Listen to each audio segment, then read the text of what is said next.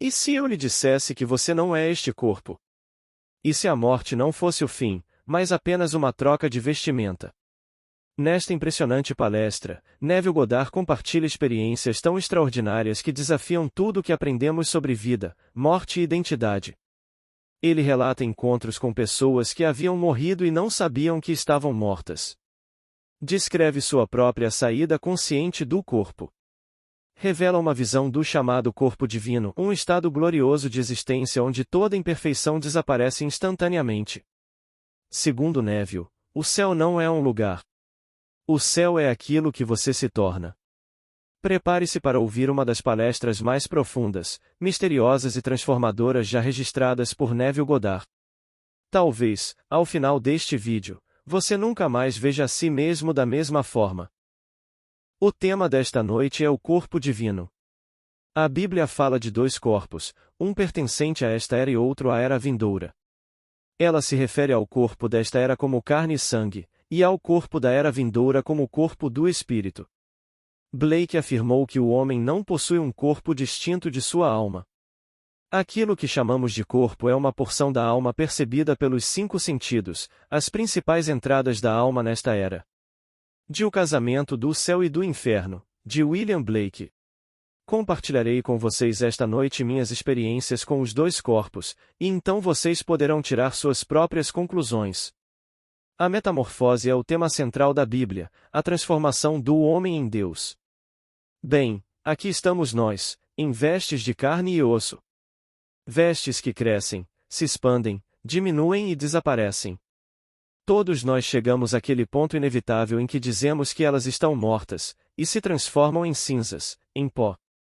No entanto, eu sei por experiência própria que o homem não morre. Sei disso por experiência própria. Isso não é teoria. Não estou pedindo a ninguém no mundo que a apoie. Eu só sei o que sei por experiência. Os sábios desta época dirão: não, isso é estúpido. Um deles faleceu recentemente, e em seu aniversário de 90 anos, com todas as honras que se pode conceder, fizeram uma festa para ele. Seu nome era Bertrand Russell. E uma amiga dele sentou-se ao seu lado na festa e disse: Bert, você sabe, sem dúvida você é o ateu mais famoso do mundo, e depois de hoje, aos 90 anos, você sem dúvida é o ateu mais velho do mundo. Mas, Bert, suponha que você esteja errado. Suponha. E isso não deve demorar muito. Que quando você partir deste mundo, você o encontre. O que você diria? E com um brilho nos olhos, apontando o dedo para o céu, ele disse: bem, eu diria a Deus, você nos deu provas insuficientes. Quase posso ouvi-lo dizer: você nos deu provas insuficientes, porque, como uma mente brilhante, um matemático brilhante, um filósofo, além de sua crença rígida de que não há sobrevivência, ele não conseguia conceber nada além do cérebro como um órgão físico, cuja atividade criava o homem e cuja desintegração era o fim do homem. Mas tenho uma notícia para ele: o homem não deixa de existir quando o chamam de morto.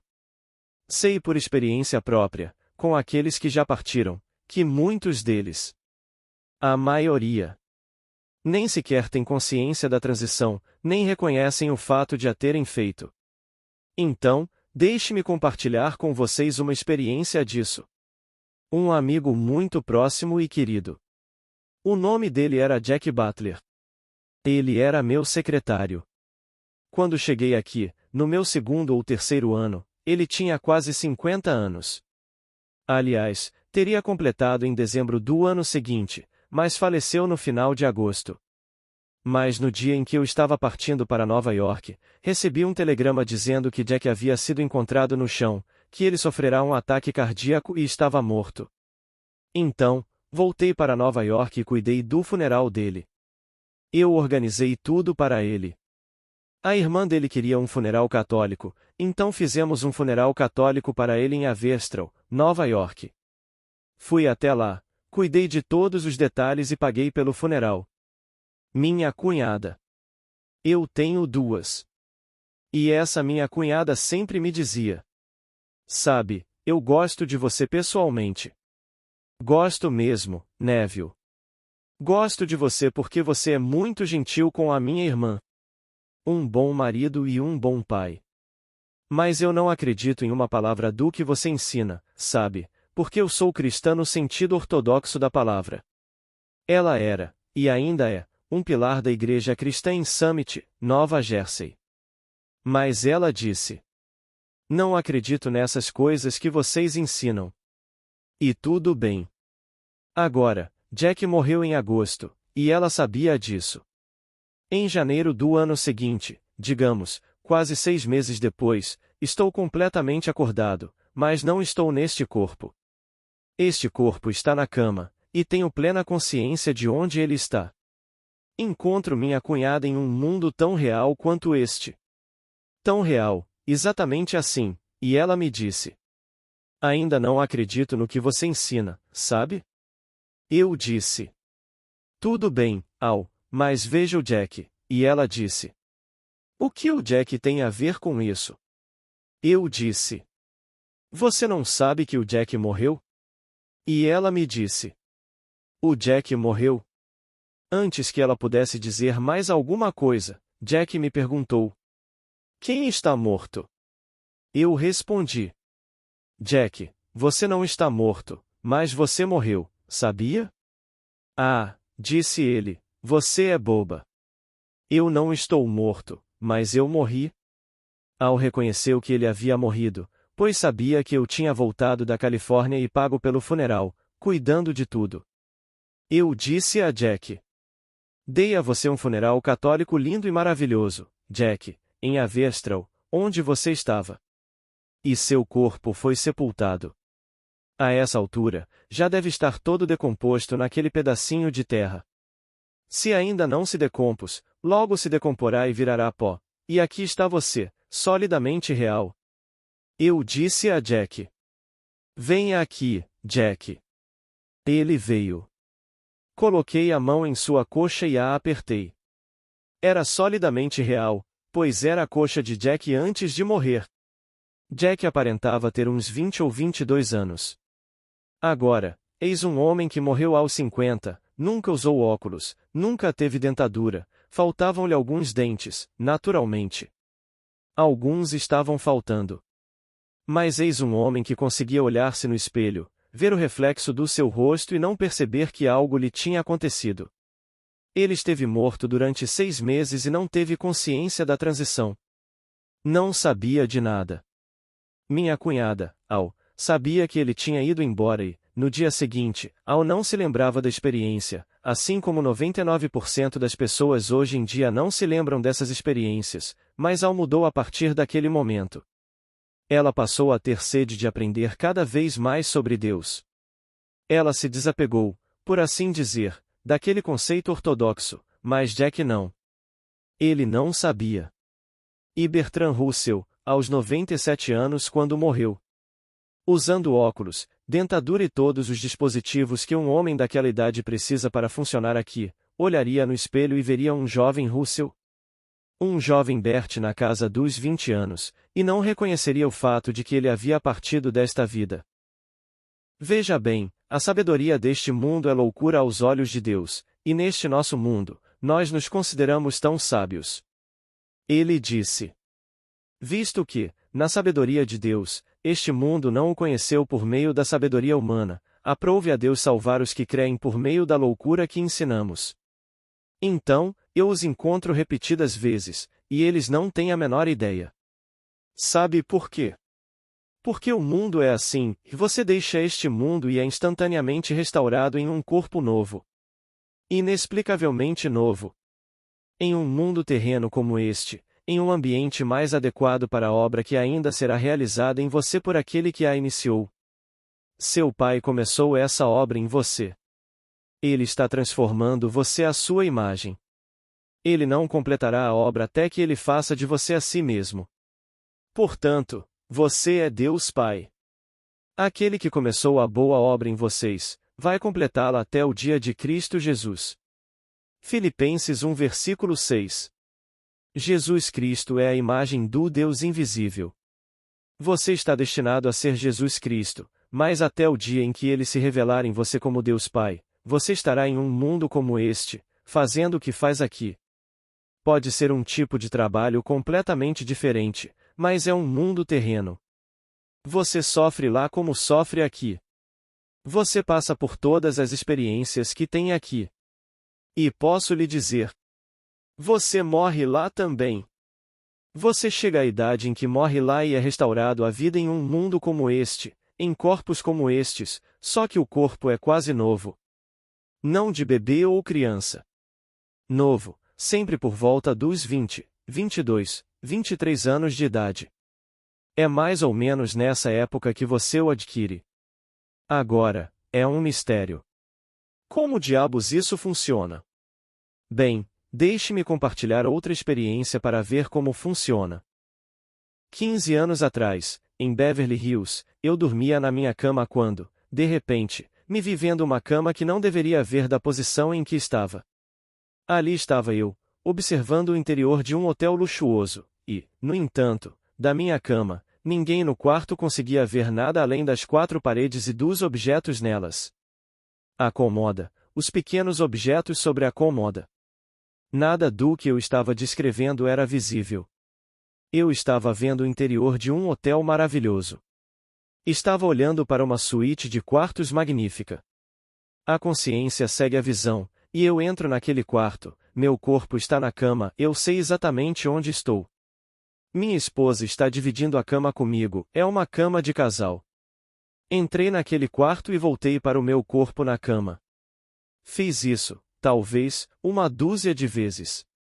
Então eu disse: agora vou me aventurar. Vou me arriscar e permanecer neste quarto, e então explorar. Quando tomei a decisão de permanecer, seguindo a visão, e entrei naquele lugar, o quarto se fechou sobre mim. Aqui estou eu, em um mundo tão real quanto este, em um corpo tão real quanto este, e então o mundo se fechou sobre mim, e estou completamente excluído fisicamente, mas não consciente. Sei exatamente onde há um corpo. O mundo me chama por um nome, Neville. Ainda tenho consciência de que sou Neville. Sei que há um corpo deitado naquela cama ao lado de uma mulher com o meu nome. Ela é a Sra. Goddard. Eu sou Neville Goddard. E agora vou explorar. Vejo o quarto inteiro se fechar sobre mim, e o que parecia, da cama, ser um espaço de 9 por 3 metros, torna-se apenas um terço do que era. Agora é uma antessala, um mero camarim. Não atravesso paredes, ajo lá da mesma forma que ajo aqui. Atravessei a porta para o corredor. Comecei a caminhar por este lindo corredor, com tapetes macios, e quando cheguei a outro corredor que o cruzava, estava todo iluminado. Lindamente iluminado por lustres. Perfeito. 2 senhoras caminhavam pelo corredor, e eu lhes disse: senhoras, isto é um sonho, porque eu sabia exatamente como tudo começou, e eu lhes dizia, e isto é um sonho, e elas tinham medo de mim, como se eu fosse completamente louco. Ouvi algo que parecia flutuar do céu. Não estava flutuando do céu, estava preso ao teto. Mas me lembrei de algo semelhante que tinha visto na casa de um amigo, não mais do que 6 meses antes, ou pelo menos a minha memória me diz, porque sei onde meu corpo está, que isso é apenas um sonho. Então comecei por lá, e ouvi, e me pareceu muito sólido, muito real. Mas lembrando que tinha encontrado algo semelhante na casa de um amigo nas colinas de Hollywood, eu disse: viu? Isso é um sonho. Naquele momento, pensei que seria apenas uma teia de aranha. Uma mera sombra do que eu me lembrava. Mas não era sombra nenhuma, era tão sólido quanto isto, tocando o pódio. Minha mão não conseguia atravessá-lo, era sólido. Eu sou sólido para mim mesmo, e as senhoras que descem? Elas são tão sólidas quanto você. Elas seguiram o que eu chamo de fila de patos.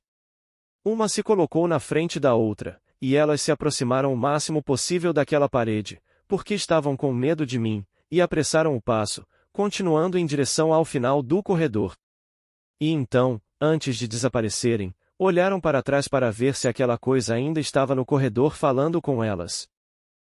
Então percebi, e agora não há como voltar para o meu corpo. Não posso voltar para o quarto, e do quarto voltar. Estou excluído. Estou completamente trancado para fora deste mundo, e estou em um mundo tão real quanto este. Aquele mundo era tão solidamente real quanto este, mas aqui estou eu, excluído, com assuntos inacabados. Meus assuntos são: tenho uma esposa. Não a sustentei adequadamente. Tenho uma filha sem instrução. Ela ainda não terminou o ensino médio. Sei que ela é qualificada e deseja ir para a faculdade, e não fiz os preparativos para a faculdade dela, e tenho assuntos inacabados nessa parte do mundo da qual este parece ser apenas uma parte. Se eu não retornar àquele corpo e reanimá-lo, eles encontrarão o corpo e o chamarão de morto, e darão alguma explicação para a morte. Dirão que foi insuficiência cardíaca. Encontrarão alguma maneira de justificar. Eles precisam, antes de tudo, operá-lo, pois eu tinha um pequeno seguro de saúde. Então, é costume abri-lo para ver por que morreu. Eu sabia que aquele era simplesmente o fim daquele corpo, a menos que eu voltasse. Fechei os olhos, mantive-os fechados por alguns segundos. Quando os abri, ainda estava parada no corredor. Fechei os olhos novamente e não conseguia ver nada, assim como não consigo ver nada agora com os olhos fechados. Abri as pálpebras e vi você. Abri as pálpebras e vi aquele corredor maravilhoso, com lindos lustres e tudo iluminado. E aqui estou eu, plenamente consciente do que fiz deliberadamente. Então me lembrei de algo que fiz muitos anos atrás, quando me vi acordado em um sonho. Eu queria experimentar, e segurei o objeto no meu sonho e não o soltava. Então disse para mim mesmo: eu sei que isso é um sonho. Agora segure um objeto e não o solte. Algo imóvel, não um animal vivo que possa se mover, mas algo imóvel, e foi o que fiz. E segurando-o, me forcei a lembrar do que tinha feito. E acordei no sonho. E aqui estou eu, completamente acordado no meu sonho. Percebi então que acordei sentindo a solidez daquele mundo. Lembrei-me de que retornei a este mundo sentindo a solidez deste mundo. Então, parado ali, com os olhos fechados para o óbvio, presumi que minha cabeça estava em um travesseiro. O travesseiro em que eu sabia que havia colocado a cabeça antes de tudo começar. Eu podia sentir o travesseiro. Foi só isso que fiz. Então, em vez de estar em pé, percebi que estava deitado horizontalmente, e então pude realmente me sentir nessa posição, com a cabeça no travesseiro, mas sem conseguir me mexer. Estava catalético. Lá estava eu, com um corpo tão morto quanto um corpo pode estar, e eu vivo em um corpo morto. Não conseguia mexer um dedo. Não conseguia abrir uma pálpebra, não conseguia fazer nada. Agora, sei exatamente onde estou. Estou de volta a Beverly Hills, e meu corpo está catalético e não consigo movê-lo. Pareceu uma eternidade, mas depois de uns 25 ou 30 segundos, talvez, consegui mexer o dedo mindinho, e alguns segundos depois, mais um pouco, e então o cotovelo. Empurrei-o para fora e senti o calor do corpo da minha esposa. E depois de um esforço tremendo, consegui abrir a pálpebra e lá estavam os objetos familiares na parede. Vi a cômoda. Vi todas as coisas retornarem à consciência, e aqui está meu corpo, do qual eu havia me desligado completamente. O que é um corpo? Blake está certo. O homem não tem um corpo distinto de sua alma. Aquilo que chamamos de corpo é uma porção da alma percebida pelos 5 sentidos, as principais entradas da alma nesta era. William Blake, de O Casamento do Céu e do Inferno. O corpo que deixei na cama é apenas uma parte desta atividade da minha imaginação, que é o corpo real, e o corpo com o qual me vesti quando as senhoras passaram e eu conversei com elas era apenas uma parte da alma, mas ainda assim relacionada a este mundo. Esse não é o corpo divino. Estes são corpos de carne e osso. Aquele corpo sangraria tão facilmente quanto este corpo sangraria se eu o cortasse. É um mistério. É um milagre como se pode produzir aquele corpo e vê-lo exatamente como se vê este refletido em um espelho, como aquele corpo pode crescer, como cresce aqui, como aquele corpo pode sofrer, como este sofre aqui, como aquele corpo está entrelaçado com os relacionamentos entre homens e mulheres, como este corpo está entrelaçado aqui. Antes de abordarmos o corpo divino, permitam-me contar uma história do livro de Lucas. Os sábios daquela época são chamados, na Bíblia, de saduceus. Eram os cientistas daquele tempo. Assim como Bertrand Russell, eles não acreditavam na ressurreição, não acreditavam na sobrevivência. Se observavam a lei externamente, o faziam apenas por razões políticas. Era prudente frequentar a sinagoga.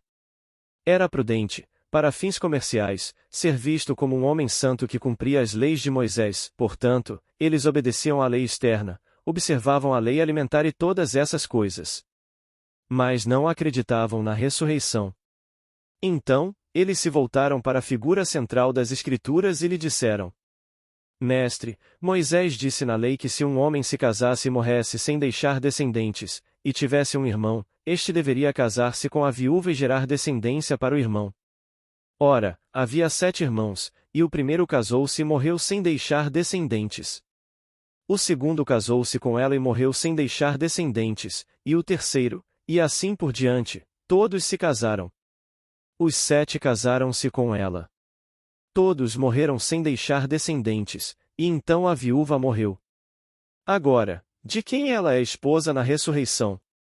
Ele respondeu: Nesta era, os filhos desta era casam-se são dados em casamento, mas aqueles que vieram para a glória, para alcançar aquela era, não se casam nem são dados em casamento, porque são filhos da ressurreição e já não morrem. Agora são filhos de Deus, sendo filhos da ressurreição. Algo completamente diferente quando se atinge essa idade, o corpo se transforma totalmente, e ele transcende a organização sexual. Ali, ele não é nem masculino nem feminino, ele é homem, e Deus é homem e existe em nós e nós nele. William Blake, de Anotações a Berkeley. O corpo eterno do homem é a imaginação, e esse é o corpo divino do Senhor Jesus Cristo. Ele é então o Senhor Jesus Cristo, atuando em um corpo completamente diferente. Não é este corpo que cresce, diminui e desaparece. Não é este corpo que precisa da companhia do sexo oposto. Não é este corpo que, entre este e o oposto, produz algo semelhante e o chama de filho. Bem, ele não se casa, nem é dado em casamento. Não quando está naquele corpo, que é o corpo da ressurreição. Não lhe fizeram mais perguntas. Agora, o que é esse corpo? Contarei a vocês a minha própria experiência, e vocês tirarão as suas próprias conclusões sobre esse corpo divino. Eu estava atravessando o mar do Caribe em um cargueiro. Eu, minha esposa e minha filhinha. Estávamos transportando bauxita, o minério usado na fabricação de alumínio. O navio estava indo para a Guiana Britânica e carregava apenas uma certa quantidade. Depois, desciam o rio na maré alta e conseguiam passar por cima da margem. Se levassem a carga completa, não conseguiriam, então carregavam apenas o suficiente para que, com a maré alta, o navio flutuasse. Em seguida, chegavam a Port of Spain, em Trinidad, e enchiam o navio até a borda, pois traziam toda a bauxita da Guiana Britânica e a armazenavam em Trinidad. Esses navios transportavam apenas uma certa quantidade da carga, chegavam a Port of Spain e a enchiam completamente. Voamos de Barbados para buscar o navio em Trinidad. O navio estava atracado na beira da água. Eu me perguntava como diabos essa coisa nos levaria até Mobile, no Alabama, que era o porto. Mas conseguimos embarcar. Eles só podiam transportar 12 passageiros em navios cargueiros americanos, a menos que houvesse um médico. Então, para evitar transportar um médico, eles só levavam 12. Não tínhamos nada para fazer no mar. O capitão me chamou logo na primeira manhã. Ele estava com a camisa aberta. Uma camisa caque. Ele disse: Estou vestido para toda a viagem, Sr. Goddard. Tomamos café da manhã entre 8 horas e 9 horas, almoçamos entre 12 horas e 13 horas e jantamos entre 17 horas e 18 horas. Se o senhor sentir fome entre as refeições, nesta pequena cozinha encontrará café 24 horas por dia. Há leite na geladeira, frios, queijo, a caixa de pão está sempre cheia de pão com manteiga. O senhor tem tudo o que precisa se sentir fome entre as refeições. Este é um navio sindicalizado e não servimos antes ou depois do horário. Veja todos os botões na sua cabine, todos trabalham. Todos são perfeitos, mas não aperte nenhum deles, porque ninguém virá, e se vierem, no final da viagem, receberei uma conta enorme de horas extras. Este é um navio sindicalizado. Eu disse. Tudo bem, senhor. Não vou apertar nenhum botão. Se precisar, vou até a cozinha pegar um café para mim. Se minha filhinha quiser leite, tem leite. Tenho tudo o que preciso. Se você for beber, disse ele, espero que tenha trazido a sua própria bebida, porque não temos a bordo. Mas o gelo está lá, e as instalações estão aqui, então você pode ter tudo o que quiser aqui, exceto álcool, embora possa beber à vontade se já tiver a bordo. Então, agradeci e disse. Sim, eu tinha a minha. E o navio partiu. Não se podia fazer nada à noite. Apenas um pequeno convés. Então, fui dormir bem cedo durante toda a viagem. Bem, naquela noite em questão, do nada. Com a mais estrondosa súbita intensidade, aconteceu, e eu me vi caindo como uma espiral para fora da minha cabeça. E aqui estou eu, plenamente consciente, e um coro celestial cantava, e eles usaram apenas 3 palavras. Neville ressuscitou, e esse coro celestial cantava. Neville ressuscitou. E eu me vi em um corpo de fogo e ar. Foi essa a sensação que tive, e o corpo era autoluminoso. Eu não precisava do sol, da lua, das estrelas. Para onde quer que eu quisesse ir, eu simplesmente flutuava. Eu deslizava. Aqui está um corpo fantástico. Eu não perdi minha identidade, eu ainda sou Neville, mas estou revestido por um corpo completamente diferente, e o corpo, embora humano, é um corpo de fogo e ar. E estou um pouco acima da superfície da Terra. E, então, até onde a vista alcançava, eu vi esse mar de imperfeição humana. Havia cegos, coxos, aleijados, definhados, encolhidos. Enfim, todos os tipos de pessoas. Ali estavam eles, naquele imenso mar de gente. Eu não tinha compaixão. Simplesmente passei por eles, sabendo que estavam me esperando. E o coro simplesmente cantava. Como eles conseguiam pegar 3 palavrinhas, Neville ressuscitou, e explorá-las daquela maneira, é indescritível, mas era a música mais celestial, usando apenas 3 palavras. Neville ressuscitou. Enquanto eu deslizava, olhos que estavam faltando. Órbitas vazias, surgiram do nada e esses belos olhos reapareceram nas órbitas, enxergando perfeitamente. Braços que estavam faltando voltaram. Pés que estavam faltando. Os coxos saltaram de alegria. Os surdos ouviram.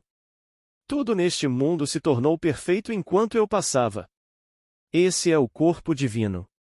Eu sei agora, por experiência própria, que o céu não é um reino. É o corpo divino, pois onde quer que você esteja, revestido desse corpo, tudo é perfeito. Nada pode permanecer imperfeito em sua presença quando você está revestido do corpo divino. Árvores mortas há muito tempo, se você caminhar pela floresta de árvores mortas. Florestas petrificadas. Todas elas desabrochariam em flores. Campos áridos devem se transformar em lírios da mais pura brancura. Os cegos viram, os surdos ouviram, os coxos pularam, tudo era perfeito enquanto eu flutuava. E quando cheguei ao fim e o fim se tornou perfeito e todos estavam perfeitos, então este coro celestial exultou e disse: Está consumado. Bem, eu me senti cristalizando neste corpo que é como, eu diria, uma camisa de força, daquelas usadas para colocar os loucos. Este corpo, para mim agora, tendo experimentado isso, é como uma camisa de força. Devo usá-lo, devo sofrer nele, devo cuidar dele como um escravo. Devo alimentá-lo, regá-lo, devo assimilar tudo o que nele coloco. E o que não consigo assimilar, eu mesmo devo expelir, e ninguém pode fazer isso por mim. Sou escravo da vestimenta que uso aqui no mundo da carne e do sangue, mas experimentei o poder dessa vestimenta quando o coro cantou. Neville ressuscitou. Esse é o corpo divino que todos, um dia, vestirão. E esse corpo divino está em você agora. Saiu como uma serpente de fogo, mas saiu da minha cabeça, e eu era ela. Eu era o corpo. Eu não apenas o vestia, eu sou esse corpo quando estou revestido por ele. Não precisa de nenhuma substância externa. Não precisa de nada. É autossuficiente e perfeito. Portanto, quando você lê nas Escrituras, sede vós perfeitos como vosso Pai Celestial é perfeito. Mateus 5 versículo 48, é esse corpo. E esse é o próprio céu. Então, quando lemos em Milton, onde Milton faz Satanás dizer: para onde quer que eu vá, é o inferno, pois eu mesmo sou o inferno de paraíso perdido, este corpo é o céu, e para onde quer que ele vá, é o céu, pois eu mesmo sou o céu. Não posso ir a lugar nenhum vestido com esse corpo e não encontrá-lo perfeito, assim como o corpo é perfeito. Nada pode ser imperfeito na presença desse corpo. É o céu. Portanto, o céu não é um reino. O céu é o corpo divino. Ele está à espera em cada pessoa para revesti-la quando a obra nela estiver concluída. E estará concluída. Ninguém se perderá. Esta noite você pode se desconectar, neste exato momento, e se encontrar não necessariamente no ano de 1970. Você poderia se encontrar no ano 1000 e se sentir tão confortável com o ano 1000 quanto se sente agora com o ano 1970. Você poderia se sentir tão confortável com o ano 3000 quanto se sente agora com o ano 1970. Mas o trabalho que precisa ser feito em você determinará em que período de tempo você se encontrará desperto, mas o corpo em que você despertará será exatamente como este. E se o casamento for necessário para o trabalho que ainda precisa ser feito, você se casará. Se algo mais for necessário, isso acontecerá com você. Você pode se desconectar agora, neste exato momento, e poderia ser a rainha da Inglaterra e se encontrar amanhã como faxineira. Isso não tem nada a ver com sua posição atual neste mundo. Você poderia ser agora a pessoa mais importante do mundo aos olhos do mundo atual e se encontrar amanhã, se necessário, engraxando sapatos para sobreviver. Aquele que começou a boa obra em vocês, vai completá-la até o dia de Cristo Jesus. Filipenses 1 versículo 6. Ele não julga ninguém pela sua posição externa atual no mundo. O que você é irrelevante. É o que ele está fazendo em você. E o que ele está fazendo? Ele está transformando você nele mesmo. Metamorfose é o tema central da Bíblia. A transformação do homem em Deus Pai. E quando ele completa a obra, porque ele é Deus Pai, seu Filho se apresenta diante de você e o chama de Pai. E então, e somente então, você sabe quem é o Pai. Somente quando ele, o Filho de Deus, o chama de Pai, pois ninguém conhece o Filho, senão o Pai, e ninguém conhece o Pai, senão o Filho e aquele a quem o Filho quiser revelar. Lucas 10 versículo 22.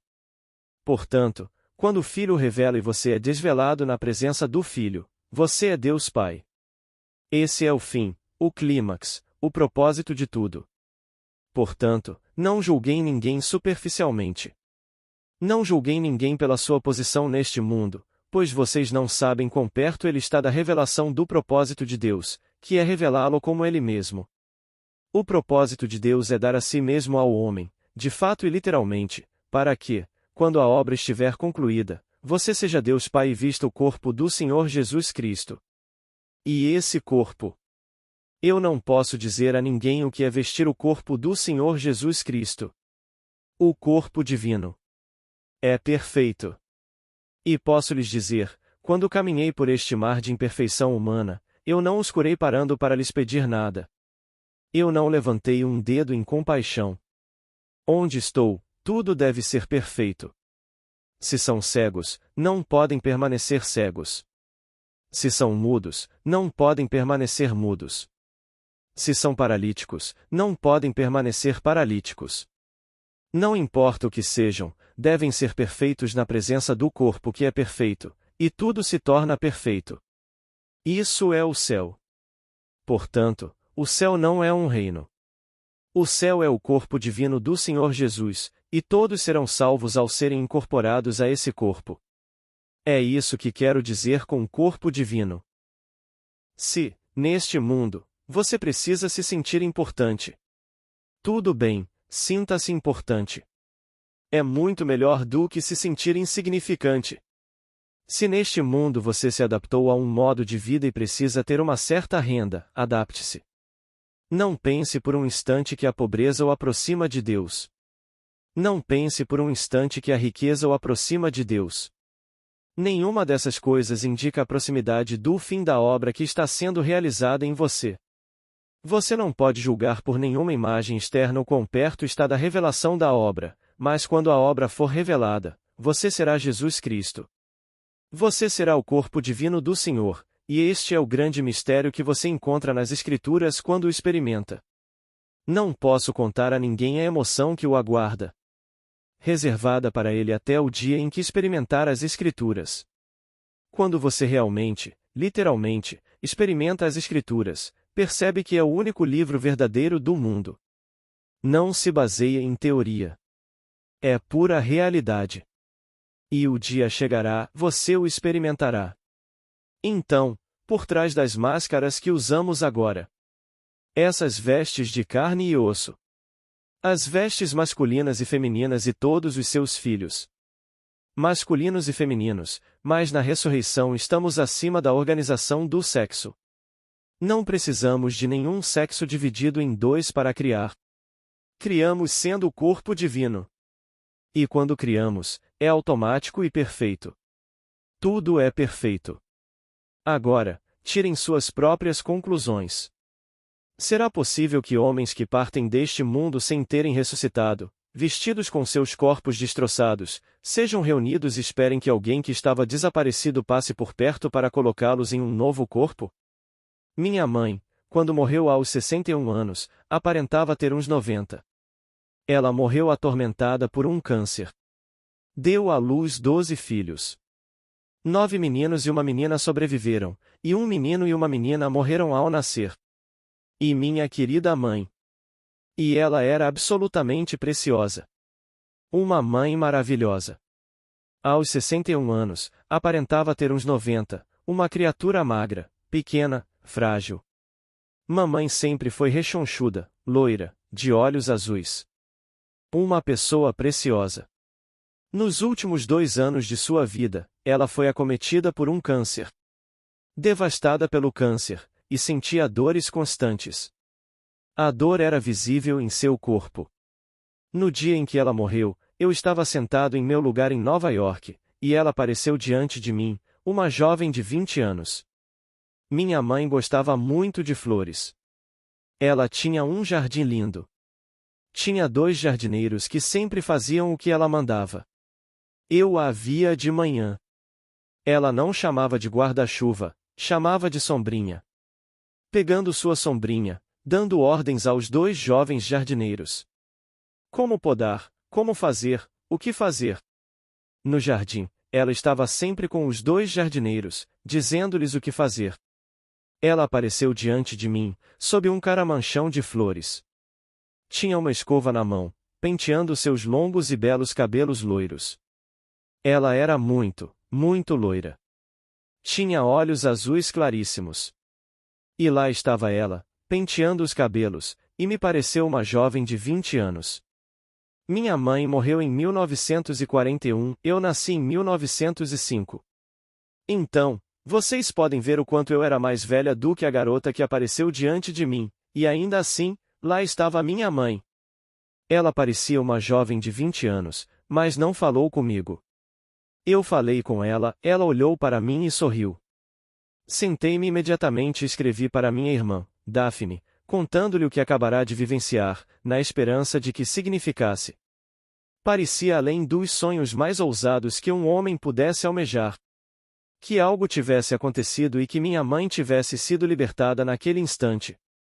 Há uma diferença de 1 hora entre Nova York e Barbados, onde a minha mãe faleceu.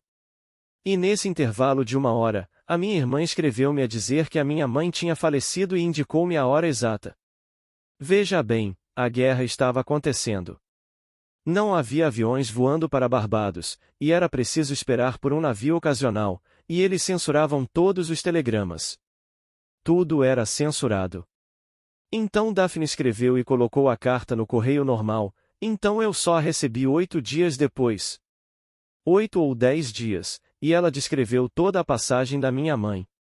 E, considerando uma diferença de 1 hora, esse foi o momento em que minha mãe faleceu, atormentada pela dor, aparentando 90 anos, e ela apareceu diante de mim com 20.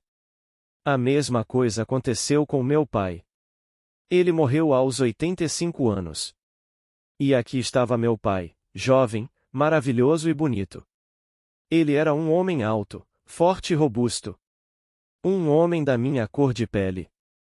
E aqui, meu pai parecia jovem. Outros que conheci apareceram num futuro distante, mas o fato de estarem no ano 3000 não significa que sejam mais sábios do que eram quando estavam aqui. Neste século XX, tivemos Einsteins, tivemos homens na década de 30 que conseguiram desvendar o segredo do átomo.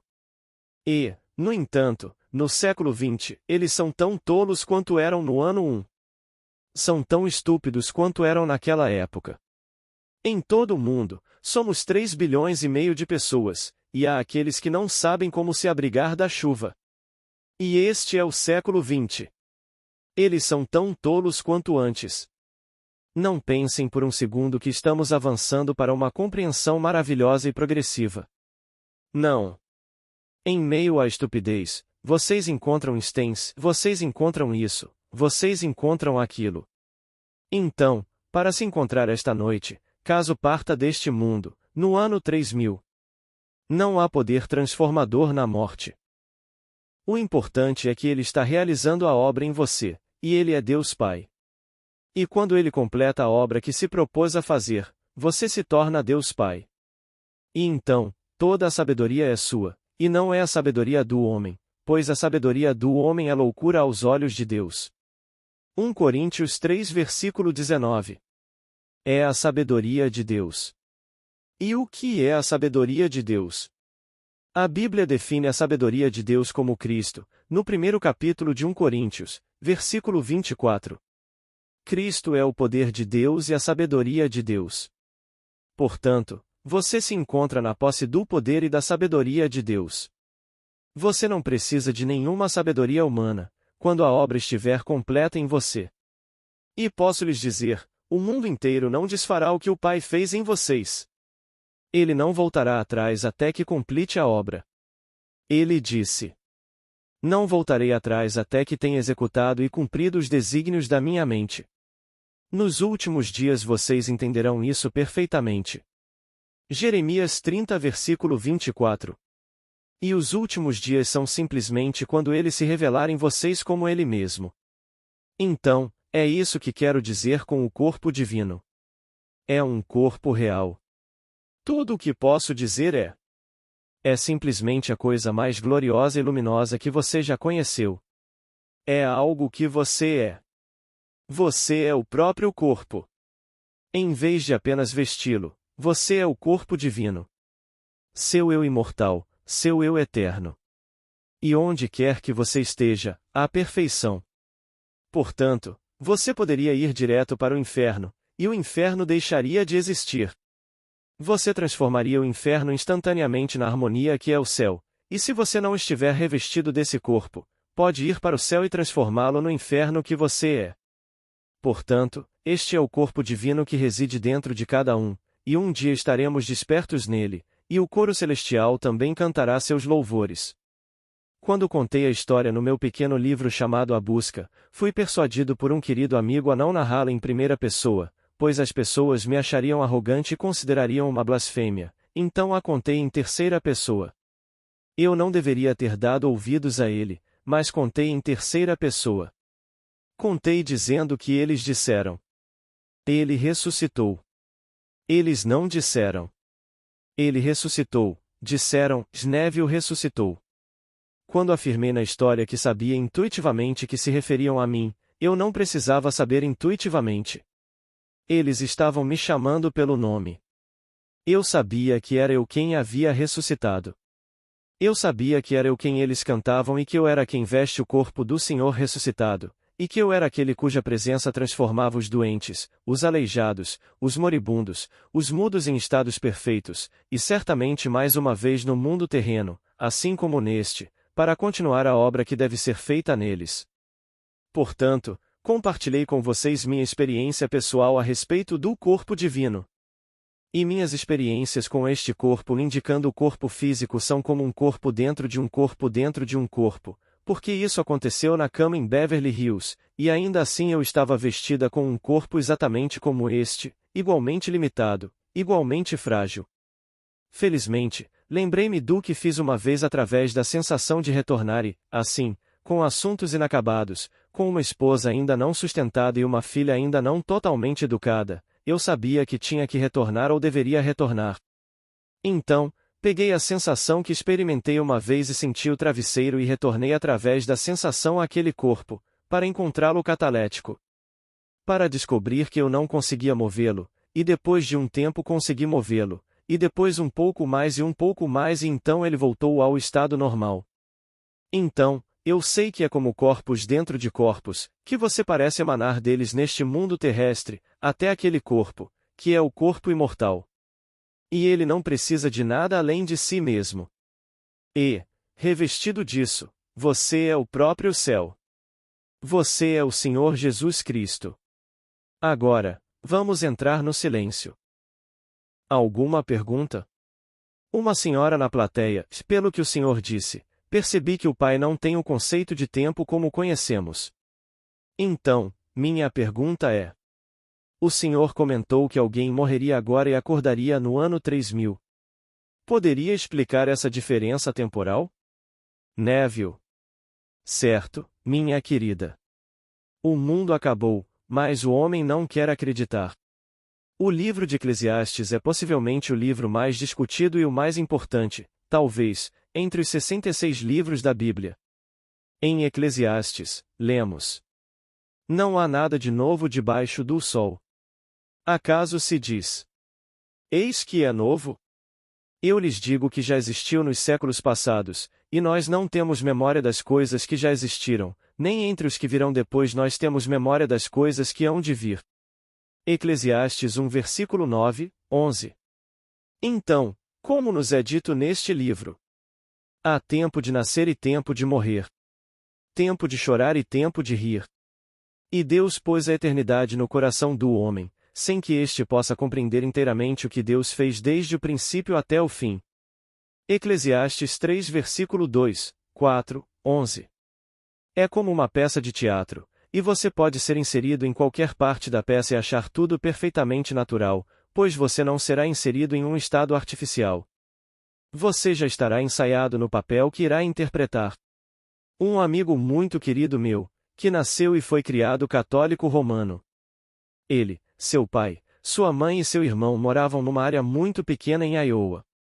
Eles tinham 150 acres de milho, e era tudo o que tinham para se sustentar. Os dois filhos e o pai bebiam muito, aliás, eram alcoólatras. O que se pode fazer com 3 homens numa fazenda se eles não contribuem? Eles eram alcoólatras. Bem, esse sujeito em particular passou muitos dias e semanas da sua vida na cadeia por causa da pura embriaguez. Depois, entrou para os Alcoólicos Anônimos. Ele não bebe há uns 12 anos. Nem uma gota. Não dava para forçar bebida na garganta dele, ele sabe que não aguenta. Mas ele nunca teve uma visão, nunca teve uma experiência mística. Ele vem a todas as minhas reuniões, e uma coisa que ele queria acima de tudo era uma experiência para comprovar a sua própria satisfação, embora ele acredite em mim. Que as minhas experiências não satisfazem outras pessoas, elas querem uma experiência semelhante para a própria satisfação. Ele queria ter certeza de que sua mãe havia sobrevivido. Sabia o inferno que ele, seu irmão e seu pai lhe fizeram passar. Se ao menos pudesse ter certeza de que sua mãe estava viva. Bem, naquela noite em questão, ele despertou completamente em um sonho. Sentiu que era um sonho, mas era mais do que isso, e lá ele viu sua mãe. A mãe sabia da sua relação com esse homem. Esse meu amigo. Ela disse. Estou viva. Quando morri, descobri que era uma menina de 20 anos. Ora, isso foi 12 anos antes de ele ter a visão. Eu me sentia com 20 anos e parecia ter 20 anos. Eu me vi no ano de 3080, no estado da Pensilvânia. Ora, ela nunca tinha visto a Pensilvânia antes, nasceu e cresceu em Iowa, onde também morreu. Ela tinha 20 anos, agora tem 32. Amadureceu nesses 12 anos. Ele disse. Eu sabia que ela era casada, mas sentia que não era com meu pai. Sentia que ela era casada com outra pessoa. Meu pai morreu depois dela, e ela se casou novamente, mas não com meu pai. Ela falou comigo, e eu disse a ela. Sabe, você fala como Neville. Você está falando a língua de Neville. Ela disse. Nunca o conheci, nunca ouvi falar dele. Então fui repreendido, pois todos nós o conhecemos aqui. Conhecemos seus ensinamentos, e é isso que eu vivenciei. Encontrei-me no ano de 3008, vivendo na Pensilvânia. Aqui também nos casamos, e aqui temos tanto medo de morrer quanto tínhamos quando eu era sua mãe. Tanto medo de morrer. Nada mudou. Ela era uma mulher simples, uma camponesa, que vivia numa pequena fazenda em Iowa. Ela continua sendo uma mulher simples. O trabalho. O verdadeiro trabalho. Ainda está sendo feito nela. Agora ela tomou consciência de um ensinamento que desconhecia quando estava aqui no século XX. Ela nasceu e foi criada como uma católica fervorosa, assim como criou sua família, mas nunca ouviu esse ensinamento no catolicismo, da forma como o entendia. Era algo completamente diferente. Portanto, aqui está a evidência que uma pessoa simples, possui a respeito da mudança no tempo sem uma mudança na compreensão. Mas quando eu nasci, em 1905, minha mãe, como ela me contou anos depois, disse. Os sinos da igreja estavam tocando quando senti o trabalho de parto. Você nasceu às 21h15 de um domingo, 19 de fevereiro de 1905. E antes mesmo de você nascer, eu já sabia um pouco do seu destino. Eu sabia o que você ia fazer, só que eu interpretava como o de um ministro. Eu sabia, de alguma forma estranha, que você tinha sido enviado para fazer a obra de Deus, mas eu pensava que você seria um ministro da Igreja Episcopal, que na época chamávamos de Igreja da Inglaterra. Bem, eu nunca me tornei isso, não aos olhos dela. Aos olhos dela, eu ainda não tinha realizado o que ela sentia, no fundo, que eu vim fazer. Eu tinha 3 semanas de vida quando ela caminhava pelo chão com o bebê nos braços e me disse: ao bebê. Como devo te chamar? E ela disse. Ouvi uma voz, e a voz disse. O nome dele é Neville. Então ela disse. Ouvi passos subindo as escadas e pensei que fosse seu pai. O nome do meu pai era Joseph, e ela disse. Joseph, é você? E a voz respondeu. Não, sou eu, Rolo. Era o irmão dela, o irmão mais novo, que morava conosco. E ele disse para ela. O que você está fazendo acordada tão tarde? E ela respondeu. Bem, estou esperando para dar um nome a este menino. Que nome devo dar a ele? E ela me contou que Rolo fechou os olhos como se estivesse ouvindo, e então disse para ela. Chame-o de Neville. Então ela disse. Senti um frio na espinha, como se tivesse caído e o mundo tivesse acabado. Seu nome era Neville, então ela me chamou de Neville. E então, quando eu era um menino de uns 7 anos, uma senhora muito estranha da Inglaterra, que vivia de aposentadoria, morava em Barbados. Morava numa área selvagem, onde tudo é equilibrado pelo mar. Todas as árvores são curvadas pelos ventos marítimos que sopram. E um dia sentei-me com ela, e ela disse. Você vai embora de Barbados e não vai voltar, a não ser para visitar. Você vai ser o primeiro da sua família a se casar e vai ter 2 filhos. Você vai se casar mais de uma vez e terá 2 filhos. Então ela disse: Sabe, você vai falar com inúmeras pessoas e vai vender alguma coisa. Não sei o que, mas você vê. Ai, vender alguma coisa. Só que, séculos e séculos depois que você se for, eles usarão seu nome e o associarão a outros 2 que fizeram um trabalho semelhante. Ela disse: Seu nome e o de outros 2. Ela não me disse se eles me precederam, se seriam contemporâneos ou se viriam depois.